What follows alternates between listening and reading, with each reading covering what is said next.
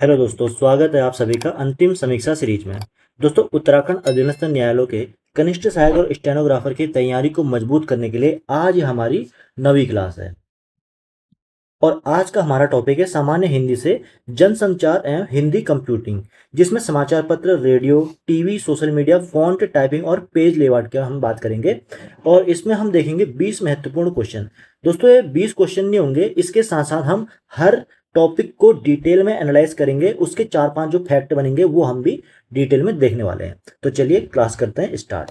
अब यहाँ पर बात करेंगे, क्लास स्टार्ट करने से पहले अभी तक हमने जो 8 वीडियो में हमने क्या क्या देख लिया। तो हमने सिलेबस के अकॉर्डिंग हमने यहाँ पर तक पत्र लेखन तक सारा देख लिया है। और आज हम करने वाले हैं जनसंचार है हिंदी कंप्यूटिंग। इसमें हम टोटल देखेंगे पूरा सिलेबस के अकॉर्डिंग। तो यहाँ पे बात करेंगे पहले क्वेश्चन की, निम्नलिखित में कौन सा जनसंचार यानी कि मास कम्युनिकेशन का सबसे पुराना और पारंपरिक माध्यम यहाँ पे है।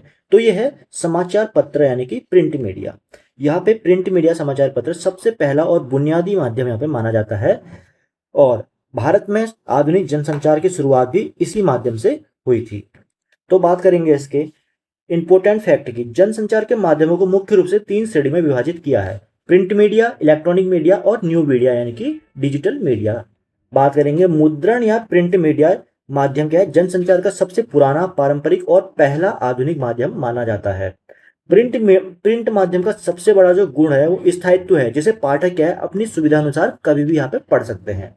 और इस माध्यम की सीमा की बात करें तो ये केवल साक्षर लोगों को ही यहाँ पे उपयोगी है। साक्षर लोगों के लिए यानी कि जो पढ़े लिखे हैं उसके लिए ही उपयोगी है, क्योंकि यहाँ पे क्या है निरक्षर जो यानी कि जो अनपढ़ लोग होते हैं उन तक ये संदेश नहीं पहुंच पाते।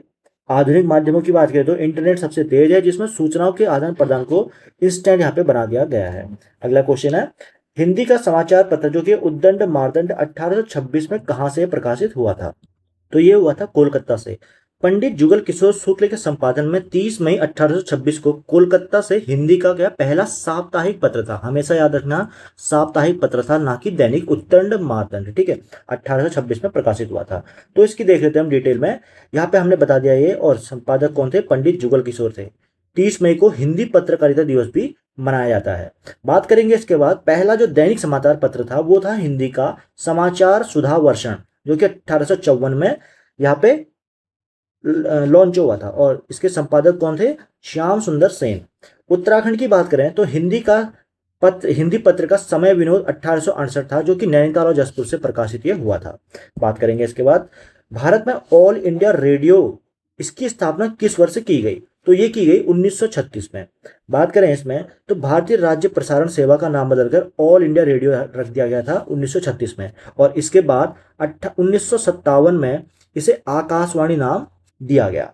बात करेंगे इसकी तो भारत में रेडियो प्रसारण की शुरुआत 1923 में क्लब ऑफ बॉम्बे के निजी प्रयास से शुरू हुई थी। ठीक है, यहाँ पे कट गया है, इसका पूरा नाम मैं कमेंट बॉक्स में आपको लगा दूंगा। इसके बाद देखेंगे 8 जून 1936 को सेवा का नाम बदलकर क्या कर दिया? आधिकारिक रूप से ऑल इंडिया रेडियो यहाँ पे कर दिया। ठीक है, इस सेवा का नाम क्लब ऑफ बॉम्बे का नाम बदल के ऑल इंडिया रेडियो कर दिया। और पंडित नरेंद्र शर्मा के सुझाव पर 1957 में से आकाशवाणी नाम दिया गया। और 1957 में ही क्या है, व्यावसायिक सेवा विविध भारती की शुरुआत भी की गई, जो कि फिल्मी गीतों के लिए प्रसिद्ध यहाँ पे है। बात करें इसके बाद, रेडियो जनसंचार का किस प्रकार का माध्यम है? रेडियो जनसंचार किस प्रकार का माध्यम है? तो ये श्रव्य माध्यम है। ठीक है, आप सभी को पता है जो रेडियो होता है उसमें दृश्य यानी कि दिखाई नहीं देता कुछ भी, चित्र वगैरह बस सुनाई देता है। तो ये क्या है? ध्वनि आधारित श्रव्य यानी कि ऑडियो माध्यम है, जिसमें सूचनाएं केवल बोलकर या सुनकर प्रसारित यहाँ पे बोलकर और सुनकर प्रसारित ग्रहण यहाँ पे की जाती है। इसके बाद देखें इसके तो श्रव्य माध्यम में सूचना ग्रहण करने के लिए केवल सुनने की शक्ति ही आवश्यकता होती है। रेडियो इस श्रेणी का सबसे सशक्त माध्यम है, जो सुदूर पर्वतीय गांवों तक आसानी से पहुंच जाता है। इसके 3 मुख्य तत्व हैं, जिसमें मानवीय आवाज यानी कि शब्द होते हैं, जो शब्द बोलते हैं, ध्वनि की प्रभाव यानी कि साउंड, और पार्श्वगीत यानी कि म्यूजिक। यहाँ पे 3 चीजें होती हैं। इसकी खूबी ये है कि इसके लिए साक्षर होना अनिवार्य नहीं है, यानी कि कोई भी पढ़ा लिखा हो या अनपढ़ हो, ये व्यक्ति खबर को समझ सकता है। आधुनिक उदाहरणों की बात करें तो इसमें पॉडकास्ट, वॉइस नोट और ऑडियो बुक जैसे कि कुकू एफएम ये सब शामिल हैं। बात करें इसके बाद, अगला क्वेश्चन है, भारत में टेलीविजन यानी कि दूरदर्शन सेवा की नियमित शुरुआत किस वर्ष से हुई थी?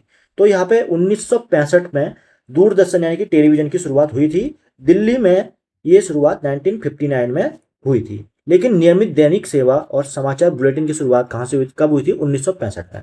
कहने का मतलब है जो टीवी की शुरुआत थी दिल्ली में तो 1959 में हो गई थी। लेकिन जो यहाँ पे दूरदर्शन है, ठीक है, तो बुलेटिन यानी कि समाचार बुलेटिन है, उसकी शुरुआत हुई थी 1965 में। बात करेंगे इसके बाद, भारत में टीवी की शुरुआत 15 सितंबर 1959 को दिल्ली में यूनेस्को की सहायता से हुई थी। 1 अप्रैल 1976 को इसे रेडियो से अलग करके एक स्वतंत्र संगठन दूरदर्शन बनाया गया और 1984 में दूरदर्शन का पहला धारावाहिक था हम लोग, ठीक है, ये प्रसारित हुआ, जिसे क्या है गहरा प्रभाव यहाँ पर डाला गया। रामायण की बात करते हैं 1987 में और महाभारत 1988 में टेलीविजन को घर घर में स्थापित यहाँ पे कर दिया था। बात करें इसके बाद, अगला क्वेश्चन है दूरदर्शन पर रंगीन प्रसारण यानी कि कलर टेलीकास्ट की शुरुआत किस वर्ष से हुई थी? तो 1982 से यहाँ पे कलर टेलीकास्ट यानी कि रंगीन यहाँ पे प्रसारण होने लगा था। 1982 में एशियाई खेलों के दौरान यहाँ पे दूरदर्शन ने पहली बार रंगीन राष्ट्रीय प्रसारण की शुरुआत यहाँ पे की थी। इसकी बात कर लेंगे हम, तो श्वेत शाम यहाँ पे भारत में श्वेत श्याम यानी कि ब्लैक एंड व्हाइट टीवी का अंत 1982 में हुआ था, जबकि 1982 से स्टार्ट हुआ था कलर टीवी का। 15 अगस्त 1982 को एशियाई खेलों के लाइव कवरेज के साथ क्या हुआ, ये प्रसारण शुरू हुआ था। भारत में टेलीविजन प्रसारण के लिए पाल यानी कि PAL यानी कि फेज अल्टरनेटिंग लाइन इस प्रणाली का उपयोग किया जाता है। और आधुनिक स्वरूपों की बात करें तो केबल टीवी, DTH और वर्तमान में OTT प्लेटफॉर्म पे यहाँ पे लोकप्रिय है, आप सभी जानते हैं। और निजी स्तर पे बात करें तो आज तक, NDTV जैसे 24 घंटे चलने वाले समाचार चैनल के इसके उदाहरण यहाँ पे देखने को मिलते हैं। अगला क्वेश्चन है जनसंचार के माध्यमों की में फीडबैक से क्या तात्पर्य है? दोस्तों फीडबैक क्या होता है? प्राप्तकर्ता की प्रतिक्रिया, यानी कि आप क्या कर रहे हैं, जो चीज यहाँ पे जनसंचार के माध्यम से आप जो चीज प्राप्त कर रहे हैं उसकी प्रतिक्रिया, यानी कि आपकी प्रतिक्रिया ही क्या होती है, फीडबैक होती है। यहाँ पे संचार प्रक्रिया में जो संदेश मिलने के बाद जो रिसीवर होते हैं यानी कि पाठक या श्रोता होते हैं, उनके द्वारा जो प्रतिक्रिया दी जाती है उसको फीडबैक कहते हैं। कि यहाँ पे क्या है, इससे क्या होता है, संचार की जो सफलता है इसका पता चलता है कि उनको पसंद आया नहीं आया, जो चीज वो प्रसारित कर रहे हैं उनको पसंद आया नहीं आया। फीडबैक सभी को पता है। वैसे संचार एक द्विमार्गी प्रक्रिया है जिसमें क्या है, संचारक होता है, संदेश होता है, माध्यम होता है और प्राप्तकर्ता होता है, और फीडबैक, ये इसके मुख्य तत्व होते हैं संचार के, ठीक है। एनकोडिंग की बात करें तो विचारों को संकेतों में बदलने, और डिकोडिंग की बात करें तो संदेशों को समझने की यह प्रक्रिया है। प्राप्तकर्ता की प्रतिक्रिया की बात करें तो इसको फीडबैक कहा जाता है, जिससे संदेश की प्रभावशीलता का यहाँ पे पता चलता है। संचार की बाधाओं को शोर कहा जाता है यानी कि नॉइस कहा जाता है, जिसे फोन में खराबी या ध्यान के भटकना इसमें आता है। बात करें इसके बाद, अगला क्वेश्चन है समाचार लेखन की सबसे लोकप्रिय और मानक शैली कौन सी है? तो समाचार लेखन की सबसे जो लोकप्रिय शैली है वो है उल्टा पिरामिड शैली यानी कि इन्वर्टेड पिरामिड। इस शैली में सबसे महत्वपूर्ण तथ्य सबसे पहले लिखे जाते हैं, उसके बाद घटते क्रम में अन्य जानकारी जैसे कि मुखड़ा, बॉडी, समापन यहाँ पे दी जाती है, ठीक है। बात करेंगे इसकी उल्टा पिरामिड शैली सबसे लोकप्रिय है, जिसमें क्या है, महत्वपूर्ण तथ्य सबसे ऊपर ऐसे करके होता है, ठीक है। यहाँ पे सबसे ऊपर महत्वपूर्ण तथ्य होता है, उसके बाद उसके नीचे फिर ऐसे करके उल्टा पिरामिड बनता है। इसके 3 भाग होते हैं, इंट्रो होता है, बॉडी होती है और समापन। इंट्रो यानी कि मुखड़ा यानी कि स्टार्टिंग में क्या होगा, बॉडी विस्तार उसका पूरा बीच वाला भाग, और समापन लास्ट में एंडिंग। सीधा पिरामिड शैली की घटनाओं में कालानुक्रम में यानी कि टाइमलाइन रूप में लिखा जाता है, कहानी की तरह यहाँ पे लिखा जाता है। और फीचर लेखन सूचना की बात करते हो, ये मनोरंजन के पर आधारित होता है, और इसकी जो शैली होती है कथनात्मक होती है। इसके बाद देखें अगला क्वेश्चन, समाचार लेखन के अंतर्गत कितने ककार यानी कि क्वेश्चन अनिवार्य यहाँ पे माने गए हैं? तो यहाँ पे 6 प्रकार के क्वेश्चन यहाँ पे अनिवार्य माने गए हैं समाचार लेखन के अंतर्गत। इसकी बात करें तो ये होते हैं क्या, कौन, कहां, कब, क्यों और कैसे। ये 6 ककार यानी कि क्वेश्चन पूछे जाते हैं समाचार लेखन के अंतर्गत। तो देख लेते हैं, समाचार के बारे में हमने बता दिया कौन कौन से होते हैं, क्या, कौन, कब, कहां, क्यों, कैसे। शुरुआती इंट्रो में मुख्य रूप से 4 ककार होते हैं यानी कि 4 क्वेश्चन पूछे जाते हैं। सबसे पहले होता है क्या, कौन, कब, कहां, इसका उत्तर दिया जाता है, और उसके बाद जब समापन होता है शेष 2 ककार बचते हैं जो कि क्यों और कैसे, इसका विस्तार से विश्लेषण यहाँ पे किया जाता है। और इन 6 ककारों के व्यवस्थित प्रयोग से क्या है, सामान्य घटना एक प्रामाणिक समाचार का रूप यहाँ पे ले लेती है। तो यहाँ पे बात करेंगे इसके बाद, निम्नलिखित में से कौन सा social media platform micro blogging का उदाहरण यहाँ पे है? तो एक्स या ट्विटर, पहले ये ट्विटर था, अब इसका नाम बदल के क्या हो गया, एक्स हो गया। ये माइक्रो ब्लॉगिंग का उदाहरण है, क्योंकि इसमें यूजर को कम शब्दों या सीमित कैरेक्टर में अपनी बात रखनी यहाँ पे होती है। तो यहाँ पे देख लेंगे सोशल मीडिया और माइक्रो ब्लॉगिंग की बात। तो माइक्रो ब्लॉगिंग में उपयोगकर्ता जो यूज करता है वो बहुत संक्षिप्त या टेक्स्ट का विचार यहाँ पे साझा करता है, जैसा आप सभी देखते हैं एक्स में, ट्विटर में, यहाँ पे एक पैराग्राफ में ही सारी बातें वहाँ पे लिखनी होती है। इसकी बात करें एक्स की, तो सबसे प्रसिद्ध मैक्रो ब्लॉगिंग प्लेटफॉर्म है, जो कि इसका कैरेक्टर सीमा क्या है, 280 कैरेक्टर सीमा है। और अन्य एग्जांपल की बात करें तो भारत का कू ऐप है और मेटा का थ्रेड्स भी यहाँ पे शामिल है, जो कि इंस्टाग्राम से लिंक होता है। मेटा आप सभी को पता होगा। इंस्टाग्राम और यूट्यूब जैसे प्लेटफॉर्म पर दृश्य और मल्टीमीडिया सामग्री पर केंद्रित ये होते हैं, ठीक है। इसके बाद बात करेंगे अगला क्वेश्चन, कंप्यूटर में हिंदी को वैश्विक स्तर पर सामान्यता दिलाने वाला कोडिंग सिस्टम कौन सा है? तो यह है Unicode, option number C. Unicode एक अंतर्राष्ट्रीय मानक है जो दुनिया की हर भाषा के लिए प्रत्येक अक्षर के लिए एक विशिष्ट कोड देता है, जिसे क्या है, हिंदी फॉन्ट भी कहीं भी बदले यहाँ पे नहीं दिखते हैं, यानी कि एक जैसे सेम दिखते हैं। तो देख लेंगे यूनिकोड की, तो आस्की यानी कि ASCII केवल अंग्रेजी के लिए था, जबकि इसकी यानी कि ISCII भारतीय भाषाओं के लिए यहाँ पे बना हुआ है, तो इनको भी आपको नोट डाउन कर लेना। यूनिकोड के कारण क्या है, गूगल सर्च, ईमेल और सोशल मीडिया पर हिंदी का शुद्ध प्रयोग यहाँ पे संभव हो रखा है। और इसके अंतर्गत, यूनिकोड के अंतर्गत UTF-8 और UTF-16 जैसी प्रणालियों का क्या है उपयोग डेटा ट्रांसफर के लिए यहाँ पे होता है, तो ये भी इंपॉर्टेंट है आपके लिए, ये भी नोट डाउन कर लेना। बात करेंगे इसके बाद 12वां क्वेश्चन है, निम्नलिखित में कौन सा फॉन्ट नॉन यूनिकोड यानी कि लीगेसी फॉन्ट की श्रेणी में आता है? तो दोस्तों चाणक्य यानी कि कृतिदेव, ये किस पे आता है, नॉन यूनिकोड यानी कि लीगेसी फॉन्ट के अंतर्गत आता है। कृतिदेव या चाणक्य पुराने लेगेसी फॉन्ट हैं, इनका टेक्स्ट केवल उसी कंप्यूटर पर दिखता है जहां पर ये फॉन्ट इंस्टॉल हो या इंटरनेट पर ये काम नहीं करता है, ठीक है। यानी कि अगर आपका कोई सिस्टम है यानी कि कंप्यूटर है, अगर वहां पे क्या है, कृतिदेव यहाँ पे इंस्टॉल है, फॉन्ट है, यानी कि कृतिदेव का फॉन्ट इंस्टॉल है, तो वो जो कृतिदेव में कुछ लिखा होगा तो उसी फॉन्ट में वो फॉन्ट क्या है उसी सिस्टम में दिखेंगे। बाकी के जिस फॉन्ट में, जिस सिस्टम पे अगर वो फॉन्ट इंस्टॉल नहीं होंगे तो वो नहीं दिखते हैं। बात करेंगे लेगेसी या नॉन यूनिकोड की, तो यहाँ पे लेगेसी फॉन्ट क्या है, कंप्यूटर पर केवल अंग्रेजी कैरेक्टर की जगह हिंदी की आकृति यहाँ पे चिपका देते हैं और इनका अपना स्वतंत्र भाषाई अस्तित्व नहीं होता है और ये अंग्रेजी कोड पर निर्भर रहते हैं। बात करेंगे इसकी, इन्हें इंटरनेट पे भेजने के पर ये अक्सर अजीब बॉक्स या अक्षरों पे यानी कि कुछ भी दिखते हैं, ठीक है, अजीब से दिखते हैं। आपने कभी देखा होगा जो चीजें पढ़ने में नहीं आती है वो क्या होते हैं, यूनिकोड, नॉन यूनिकोड होते हैं, ठीक है। कुर्तुदेव की बात करें, चाणक्य और देवलीस, ये इसके कुछ प्रसिद्ध उदाहरण हैं, ठीक है। बात करें इसके बाद, माइक्रोसॉफ्ट विंडोज में हिंदी टाइपिंग के लिए उपयोग होने वाला जो डिफॉल्ट यूनिकोड फॉन्ट है वो कौन सा है? तो ये मंगल है, ये डिफॉल्ट है। ये क्या है, विंडो ऑपरेटिंग सिस्टम में हिंदी सपोर्ट के लिए मंगल फॉन्ट इनबिल्ट आता है, जो पूरी तरह से यूनिकोड आधारित है। कहने का मतलब है जो मंगल फॉन्ट में अगर आप कुछ टाइप करेंगे तो वो किसी भी सिस्टम पे आपको प्रॉपर यहाँ पे दिखेगा, ठीक है। अब बात करें इसके बाद मंगल फॉन्ट की, तो ये सबसे प्रमुख डिफॉल्ट यूनिकोड फॉन्ट है और ये एक सेंस सेरिक फॉन्ट है जो स्क्रीन पर बेहद साफ और पठनीय यहाँ पे दिखता है, यानी कि पढ़ने योग्य होता है। अन्य इनबिल्ट फॉन्ट्स की बात करें तो अपराजिता, कोकिला और उत्सवा भी इसमें शामिल है, ठीक है। यहाँ पे इनको भी आपको देखना है कि यहाँ पे क्वेश्चन आ जाएगा कि अपराजिता, कोकिला और उत्सवा क्या है, तो ये नाम ऐसा लग रहा है ना हिंदी किसी के नाम है, ऐसा नहीं है, ये फॉन्ट के नाम है, ठीक है। गूगल की ओर से आने वाले प्रसिद्ध फॉन्ट में नोटो और पॉपिंस लोकप्रिय हैं, ठीक है, यानी कि यहाँ पे फेमस है। मंगल फॉन्ट का प्रयोग क्या है, सरकारी परीक्षाओं में ई गवर्नेंस पोर्टल में अनिवार्य रूप से यहाँ पे होता है।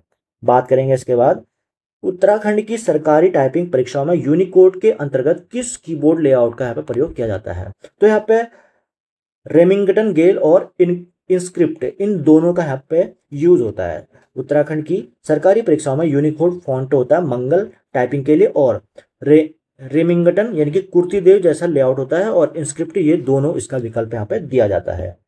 तो यहाँ पे बात कर लेंगे, यहाँ पर बात करेंगे जो रेमिंगटन गेल है, इसका जो ये है, इसका जो प्रयोग है अक्सर सरकारी टाइपिंग परीक्षाओं में होता है। और इंस्क्रिप्ट लेआउट की बात करते हैं, भारत सरकार द्वारा विकसित राष्ट्रीय मानक कीबोर्ड ये है। इंस्क्रिप्ट क्या है, वैज्ञानिक भी है और सभी ऑपरेटिंग सिस्टम यानी कि विंडोज, लाइनेक्स और मैक, इन सब में ये अवेलेबल रहता है, यानी कि उपलब्ध रहता है। इसके बाद बात करें अगले क्वेश्चन की, इंस्क्रिप्ट कीबोर्ड लेआउट की मुख्य विशेषता क्या होती है? तो इसकी जो मुख्य विशेषता है वो है कि इसके बाईं ओर स्वर होते हैं और दाईं ओर यहाँ पे व्यंजन होते हैं। तो याद रखना, बाईं ओर यानी कि लेफ्ट साइड यहाँ पे क्या होते हैं, इस साइड क्या होंगे, इसके स्वर होते हैं और राइट साइड में क्या होते हैं, इसके व्यंजन होते हैं, यानी कि कॉन्स्टेंट। भारत सरकार द्वारा स्वीकृत इंस्क्रिप्ट कीबोर्ड को वैज्ञानिक तरीके से बनाया गया है, जहां बाएं बाएं हाथ की उंगलियों पर तो स्वर और दाएं हाथ की उंगलियों पर तो व्यंजन रहते हैं। आप ये देख सकते हैं। इंस्क्रिप्ट लेआउट अक्षरों का उच्चारण क्या है, विज्ञान यानी फोनेटिक्स पर आधारित है। कीबोर्ड के बाएं हिस्से पे सभी वोवेल्स होते हैं और दाएं हिस्से पे कॉन्स्टेंट। सभी चीज यहाँ पे क्लियर कर दी है। अगला क्वेश्चन है, जब हम अंग्रेजी अक्षरों में टाइप करते हैं नमस्ते, जैसे कि नमस्ते, और वो हिंदी में बदल जाता है, तो इस प्रणाली को क्या कहते हैं?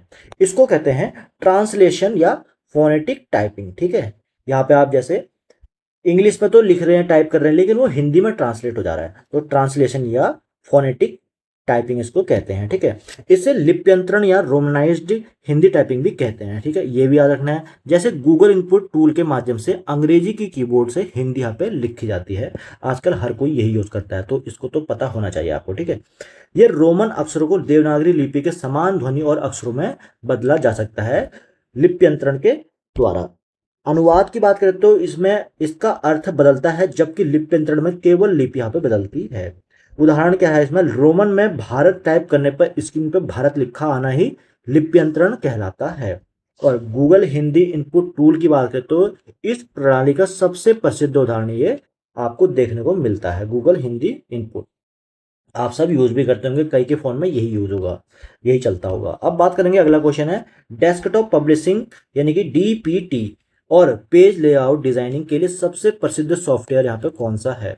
तो यह है एडोब पेज मेकर या इन डिजाइन। ठीक है, ये दो सॉफ्टवेयर हैं जो कि समाचार पत्र, पत्रिका और किताबों के जो जटिल लेआउट होते हैं, पेज और कॉलम सेटिंग होती है, फॉन्ट डिजाइन होते हैं, इसके लिए मुख्य रूप से इन डिजाइन या पेज मेकर का उपयोग यहाँ पे किया जाता है। जिसमें बात करेंगे डीटीपी का अर्थ, तो ये सॉफ्टवेयर की मदद से प्रकाशन यानी कि प्रकाशन जो डिजाइन होती है उसकी स्क्रीन यहाँ पे तैयार करता है, डिजाइनिंग की स्क्रीन तैयार करता है।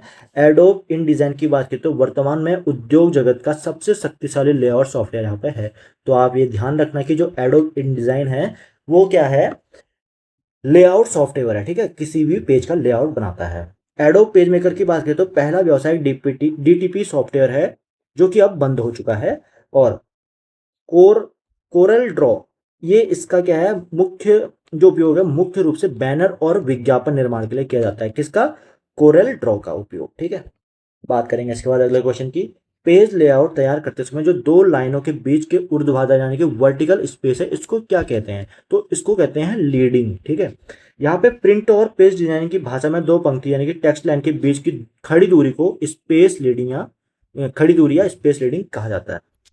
यानी कि देखो, ये एक लाइन है, ठीक है, और इसके ऊपर इसके नीचे ये एक लाइन है, तो इन दोनों के बीच की जो दूरी होती है उसको बोलते हैं लीडिंग। ठीक है, तो यहाँ पे देखेंगे लीडिंग दो लगातार पंक्तियों यानी कि बीच के ऊर्ध्वाधर यानी कि खड़ी दूरी को कहते हैं। ठीक है, जैसे मान लो यहाँ पे एक लाइन ये है और एक लाइन ये है, तो इसके बीच जो वर्टिकल लाइन है, वर्टिकल यहाँ पे डिस्टेंस है, इसको ही क्या बोलते हैं? लीडिंग बोलते हैं, लीड करना।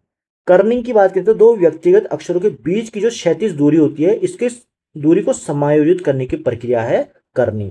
अब यहाँ पे कर्निंग क्या है ना, ये एक शब्द है बीच और एक शब्द है की, इनके बीच की जो दूरी है इसको समायोजित करने की प्रक्रिया ही क्या है? कर्निंग है। ट्रैकिंग की बात करें तो जो पूरे पैराग्राफ या ब्लॉक के सभी अक्षरों के बीच क्या है, स्पेस को नियंत्रित करती है, इसको बोलते हैं ट्रैकिंग। ठीक है, यहाँ पे बराबर क्या है, शब्दों के बीच के स्पेस को यहाँ पे करते हैं पूरे पैराग्राफ में। और मार्जिन की बात करें तो पेज के किनारे पर छोटा गया वो खाली स्थान जिसके भीतर क्या है, टेक्स्ट यहाँ पे प्रिंट होता है। मार्जिन होता है जैसे पूरा पेज है ना, तो इसके साइड में यहाँ से इतना और थोड़ा सा इतना, इसको बोलते हैं मार्जिन। ठीक है, अगला क्वेश्चन है, जनसंचार में प्रयुक्त शब्द गेट कीपर, इसका क्या कार्य होता है? तो जो गेट कीपर होता है उसका कार्य होता है समाचारों को फिल्टर और संपादित करना। बात करेंगे यहाँ पे संपादन, सहायक संपादन और गेट कीपर की भूमिका यहाँ पे निभाते हैं संपादन और सहायक संपादन, कि ये तय करते हैं कि कौन सी खबर जनता तक जानी चाहिए और कौन सी यहाँ पे खबर नहीं जानी चाहिए। ठीक है, बात करेंगे इसकी। तो यहाँ पे गेट कीपिंग का अर्थ क्या होता है? सूचनाओं के प्रवाह को यहाँ पे कंट्रोल करना और उनकी सत्यता की जांच करना ही गेट कीपिंग का काम होता है। संपादक, उप संपादक या समाचार संपादक जो होता है, गेट कीपिंग की भूमिका यहाँ पर निभाते हैं, बता दिया। रिपोर्टर द्वारा जो लाई गई कच्ची खबर होती है उनको संवारना, छापने योग्य बनाना, इसका क्या है? मुख्य काम होता है। और भड़काऊ या असत्यापित तथ्यों को समाचार से हटाना ही क्या है? इसका मुख्य उद्देश्य होता है गेट कीपिंग का। ठीक है, ध्यान रखना।